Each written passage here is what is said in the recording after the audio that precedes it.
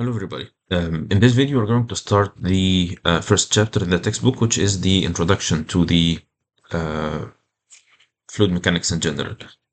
So this is going to be a very simple introduction, just to give some ideas about some of the very basic concepts that we need to know about fluid mechanics. We'll go through more concepts in the next chapter.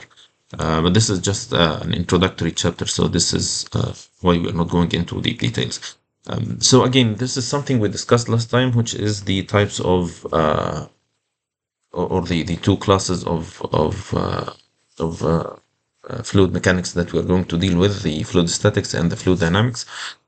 And we said that the fluid statics, or the fluid statics, is the branch of fluid mechanics that deals with static fluids.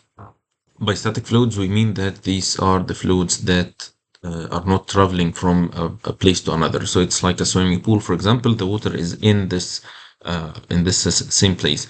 Of course, the water molecules are moving, but the fluid, the water is confined in this place, so it's not going anywhere else. It's like storage tanks in chemical plants, or any storage tank. It contains gas or liquid that is confined in this place. It's not moving somewhere else. So this is what we mean by fluid statics. Fluid dynamics is the branch of fluid mechanics that deals with motion or fluids, moving fluids, like fluid in traveling in pipes or tubes, or for example the open channels like rivers, or any channel where any liquid is traveling. So this is what we mean by fluid dynamics. And as we said, this is the two branches we're going to be covered in this series. And we'll start with fluid statics, then fluid dynamics, as we mentioned before. So for the understanding the fluid and what we mean by fluid, and if this is one of the main outputs of this chapter, is to define a fluid. And in order to define a fluid, we have to go a little backward and to revise some of the things that I think everybody knows, but these are very important things that we need to make sure that we have them fresh in our memories or in minds.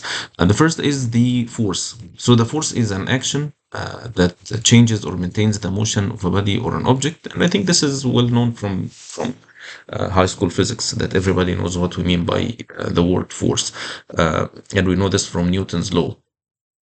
So the force can be classified according to its direction with respect to the body. So if the force is perpendicular, which we call a normal force, it's like crushing something like this hydraulic press. It's applying a normal force, so it's acting perpendicular to the surface that the force is acting on.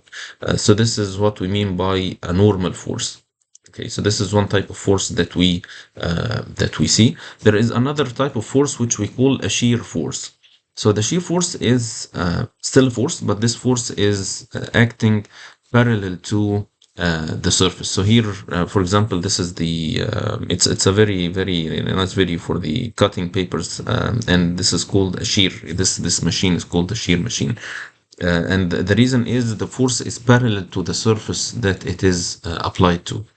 So this is why it cuts the surface, because it's parallel to the surface. So this is not a perpendicular force; it's a parallel force. And that's why the scissors sometimes are called shear, or shears for the same reason. So this is the other type of force that we deal with. There is a third type. Sometimes it's considered as a shear force, but it can be considered another type, which is the torsion force. The torsion force is the rotational force. So it's the force is like when you're stirring something or doing something like this. This is called a shear or a torsion force. So it's a torsion force. So these are the three forces, or the three types of forces that we have based on, or classified based on, the direction of the force with respect to the surface that the force is acting on. And for or as a result of the force, there is two terms that we are going to deal to deal with a lot in this course, which are the stress and strain. Stress is the force applied per unit area, and I think this is well known. if the fluid is at rest, then the force or the stress that we have is called pressure, which is the normal stress. We'll go through this in fluid statics, and and this is one important thing, that the fluid is at rest when the shear stress is zero, and we will know why later. The strain is the deformation that happens to the material, whatever the material is, whether it's fluid or solid. So the deformation due to the stress is called strain. Whether it's expansion, it's compression, whether it's just deformation in the shape, these all are called strains. So based on this revision of the concepts that we did, we have or we can now answer this question, which is, what is a fluid? We know some things that are general from our understanding of the fluid, and I think this slide is very important, because many of us will think of the fluid as water and air. These are the common fluids that we have. Of course, you can think of other fluids like any liquid, any gas that you have, but this is what you will be thinking of. But this is right, but this is not only the only fluids that we deal with.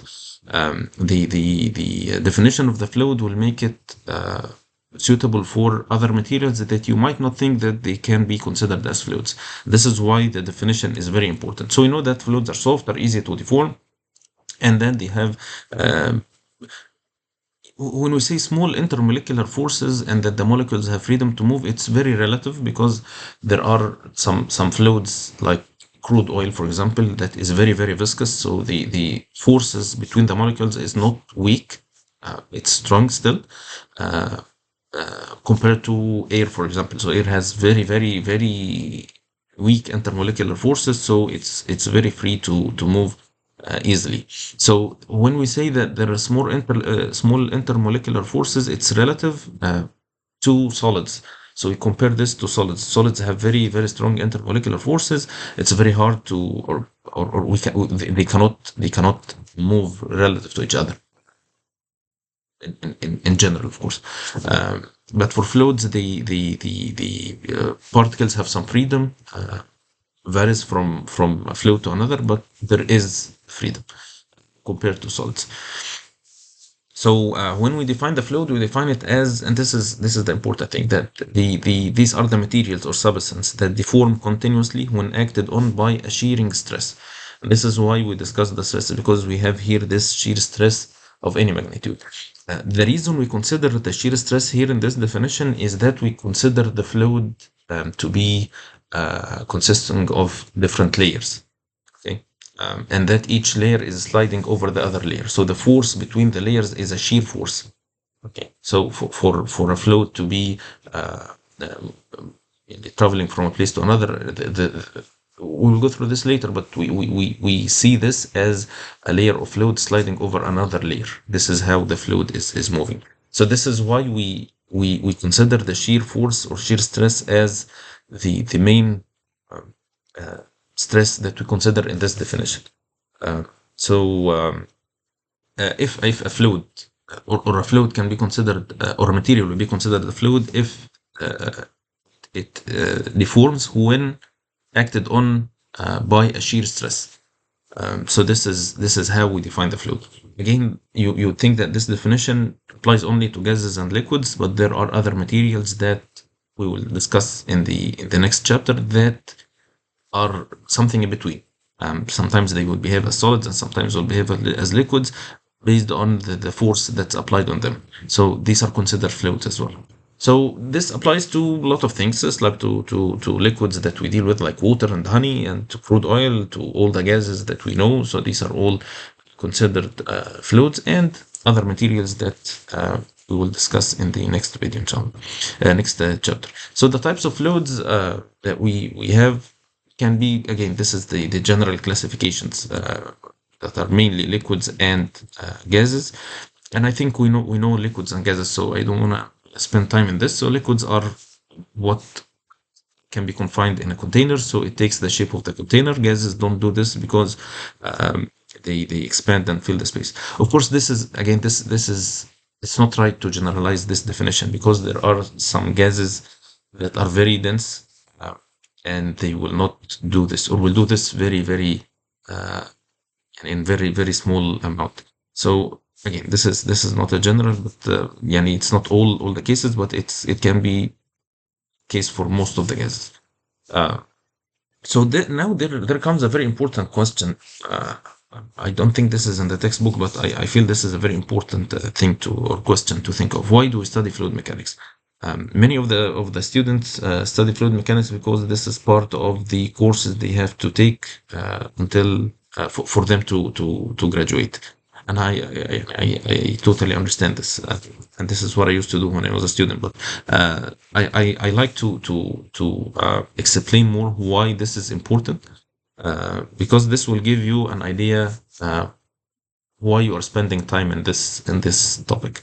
So for fluid mechanics, we study them uh, because we deal with fluids a lot. So the blood in your body is a fluid. The gas that we burn to cook food is a fluid. The hydraulic press that lifts heavy objects is based on fluid mechanics concepts. The water that we use for drinking, for washing, for irrigation, the water that all the ships and boats are sailing in are all fluids. From the engineering point of view, we have fluid mechanics is I think, one of the branches of engineering or physics that is being studied by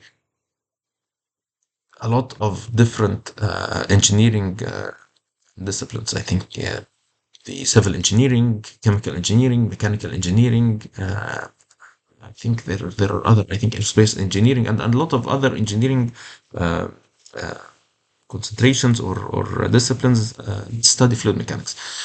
For example, for civil engineering, this is important for designing any construction that will be built on a water body, like dams, for example. So we need to know how much pressure is applied and how much stresses are applied by the water, and how to design the dam, how to control the flow rate, how to control the velocity of the fluid. It's a lot of things that you have to design the system based on. So this requires a very, very deep understanding of fluid mechanics. In chemical engineering, for example, this is a very common thing in chemical plants to have fluids transferring from one point to another in the chemical plant, and that you need to know how to control the flow rate, how to control the velocity, what type of pipes that you need to use, how you can control everything. This is not possible without understanding the concepts of fluid mechanics. For petroleum engineering, for example, this is one other discipline that studies fluid mechanics. It's important for them to know how to extract the oil from the well and how to pull it from there, and what kind of forces you have to apply it, and these kind of pumps, how these pumps work to extract the oil from the wells. Again, it's a very important thing. The pumps, how to choose the pump, how to um, choose the right pump for the task that you want to achieve. It's also a big deal. So the message I want to get from here is that it's not something we do as an optional course to study, or just to fill the credit hours. This is a very important thing, and we need this course a lot to understand the fluid mechanics. And there are other courses that depend on the concepts of fluid mechanics: heat transfer, mass transfer, the chemical reaction engineering, and other courses. They depend on the basic concepts of fluid mechanics. And this is a very, very, very basic and fundamental course. It's a very important course. So I hope this makes the point clear. Finally, starting next time, we're going to start in chapter 2 in the textbook, which is the properties of fluid. We are going to go into more details about the definition of fluids, what we mean by fluid, and what are the types of fluids, the main properties that we need to know about fluids, which is the base on which we are going to build the rest of the chapters for fluid statics and then for fluid dynamics. One last note, which is an important note, that we have in this course we need to or we need a lot to use different units systems, and we you need to be very good in doing unit conversions. The reason is the standards for pipes and for tubings and for other things that are related to fluid mechanics are in US units, in American units. The pipes are, the standards of pipes is in inch and the length is in foot. So you need to be aware how to do the conversion from American to SI units.